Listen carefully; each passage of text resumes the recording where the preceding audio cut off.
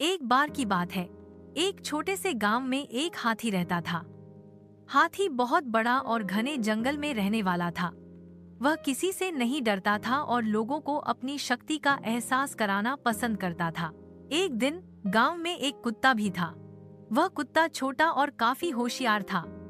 वह लोगों के यहाँ बच्चों को खुश करने के लिए आया करता था। हाथी और कुत्ता एक दूसरे को पहले नहीं जानते थे, लेकिन एक दिन मिल गए। वे दोस्ती करने लगे और अच्छी तरह से बातचीत करने लगे।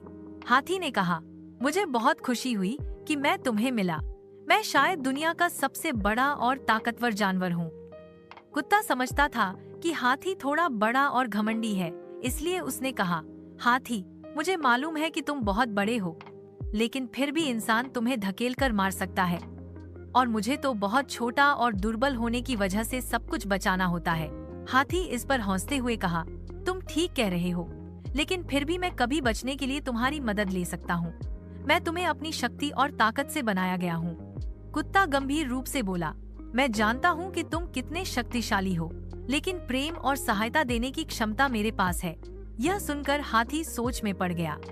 वह समझ गया कि शक्ति और ताकत के बावजूद प्रेम और मदद कुछ भी नहीं होते हैं।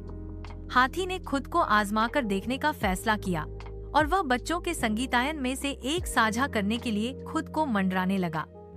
यह देखकर कुत्ता बहुत खुश हुआ और उसने कहा, हाथी, तुमने सबके दिल जीत लिए हैं। तुम्हारी हमारे गांव में बहुत जरूरत थी, जहां हमेशा खुशी और प्रेम की कमी महसूस होती थी।